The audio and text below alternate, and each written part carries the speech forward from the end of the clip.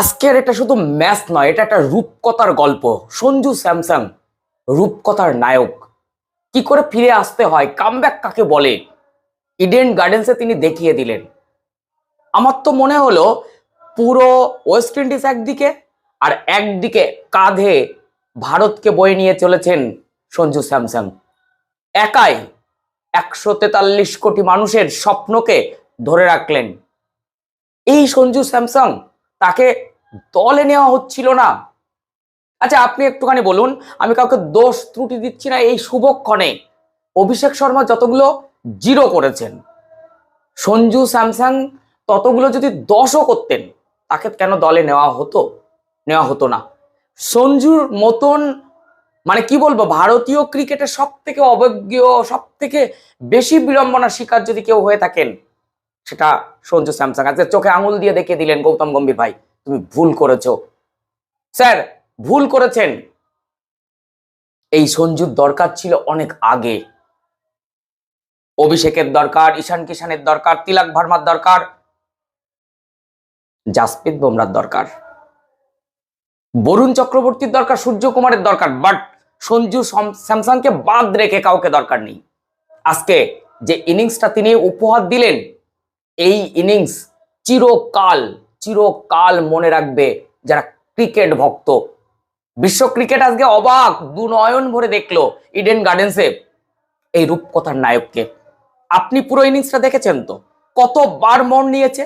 আপনার মনে হচ্ছিল প্রথমে যখন 195 মনে হচ্ছিল ইন্ডিয়া জিতবে, কিন্তু এক পাস দিয়ে সঞ্জু ধরে রাখলেন।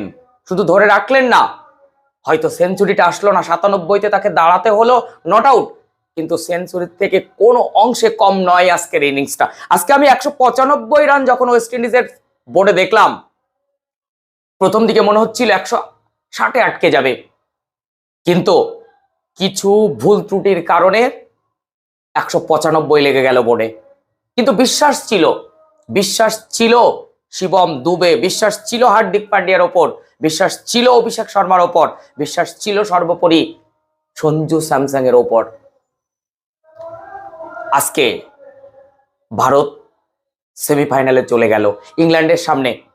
সেমিফাইনাল জিতলে ফাইনাল, কিন্তু কিন্তু আজকের ম্যাচটা সেমিফাইনাল ফাইনালের থেকে কোনো অংশে কমা ছিল না। আজকে যে ক্রাউড ইডেন গার্ডেন্সে, এত দর্শক, সেখানে ভারতীয় ফিল্ডারদের ফিল্ডিং মিস করতে দেখেছি। অভিষেক শর্মা দুটো ক্যাচ মিস করেছে, বরুণ চক্রবর্তী ঠিকঠাক থ্রো করতে পারেনি, 4 গলিয়েছে, তিলক ভার্মা ক্যাচ মিস করেছে, কিন্তু সঞ্জুর ইনিংসটা আজকে সবকিছু মুছে দিয়েছে। আজকে man of the match Sanju Samson. সঞ্জুর ওপরে আর কোনো রকম ভাবে আর কোনো কিছু আরোপ না হয়। সে 5টা জিরো করলেও তাকে যেন দলে রাখা হয়, কারণ এই সঞ্জু স্যামসন হারতে জানে না। বারবার ফিরে এসেছে ভারতীয় ক্রিকেটের সব থেকে বেশি। যদি কারোর ওপর বিড়ম্বনা দেওয়া হয়, কারোর ওপর প্রত্যাঘাত করা হয়, সেটা সঞ্জুর ওপরে। সঞ্জু সব কিছুকে নস্যাৎ করে ইডেন গার্ডেন্সে যে রূপকথার গল্প লিখে দিলেন, তার ব্যাট দিয়ে ওই 22 গজে, তা চিরকাল লেখা থাকবে, চিরকাল লেখা থাকবে। এখন দরকার সেমিফাইনাল জেতা, এখন দরকার ফাইনাল জেতা। বারবার দুবার, যা টি20-র বিশ্বকাপের ইতিহাসে হয়নি, একই দল পরপর দুবার বিশ্বকাপ পায়নি, সেটা হয়তো ভারত করতে চলেছে। সূর্য বাহিনী, গৌতম গম্ভীরের দল। হ্যাঁ, আজকে সঠিক দিনে গৌতম গম্ভীর সঠিক সিদ্ধান্তটা নিয়েছেন। এই সিদ্ধান্তটা যদি একটা ম্যাচ আগে না নেওয়া হতো জিম্বাবুয়ের সময়, তাহলে কিন্তু আজকে সাপে বর হয়েছে। সাপে বরটা কেন বললাম, এই যে অভিষেক শর্মার একের পর এক ব্যাটে রান না আসা, তারপর সঞ্জুকে দলে অন্তর্ভুক্ত করানো। দেখুন, বিশ্বকাপ শুরুর আগে, জাস্ট আগের টুর্নামেন্টটা দেখুন, সেখানে সঞ্জুর হাতে গ্লাভস ছিল, সঞ্জুর হাত থেকে গ্লাভস চলে গেল, ঈশান কিষানের হাতে চলে আসলো, দল থেকে বাদ পড়ে গেলেন, ফিরে আসলেন। এই রূপকথার গল্প সত্যি আমি আর কত করে বলবো। তবে স্কোরের দিকে যদি তাকাই, তাহলে সব থেকে বড় কথা, আজকে অবশ্যই তিলক ভার্মার ব্যাটিংটাও কিন্তু দৃষ্টিনন্দন করেছে। আজকে প্রথম যখন উইকেট পড়ে 29 রানে, অভিষেক শর্মা আমি বলবো দায়িত্ব জ্ঞানহীন একটা শট, যে ওভারে এতগুলো রান এসে গেছে সেই সময় তার ওইটা খেলা উচিত হয়নি। এই জন্যই তো বিরাট কোহলি আর অভিষেক শর্মাদের মধ্যে পার্থক্য। স্কোর বোর্ডটা না দেখে শুধু চালিয়ে যাওয়া এটা খেলা নয়। সঞ্জু আজকে একটা উল্টো পাল্টা শট মারেনি, শুধু অর্থোডক্স শটগুলো, সামনে থেকে শটগুলো দারুণ করে মেরে গেছেন। দেখুন ম্যাচটা বেরিয়ে গেল। আজকে 194 স্ট্রাইক রেটে ব্যাট করলেন সঞ্জু স্যামসন, 97 রান করলেন। এই 97 রানটা আমি মনে করি 120-30 রানের থেকে কম নয়। এটা শুধু 97 নয়, এটা 143 কোটি ভারতবাসীর অক্সিজেন দিয়ে গেল। আজকে ইডেন গার্ডেন্সে স্বপ্ন নিয়ে ভারত নেমেছিল, আর সেই স্বপ্নকে পুরোপুরি সফল করলেন একটাই নাম, সঞ্জু স্যামসন।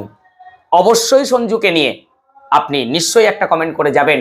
আর সঞ্জুর প্রতি যে অত্যাচার চলেছে, এক কথায় বলা যাবে, তার যে বিড়ম্বনা, তা নিয়েও আপনি একটা কমেন্ট করে যাবেন, এই আশা রাখছি। সেমিফাইনাল লক্ষ্য রাখুন, ভারত সেমিফাইনাল জিতে ফাইনালে যাবে। ফাইনালে কার সঙ্গে দেখা হয় এখন সেটাই বড় কথা।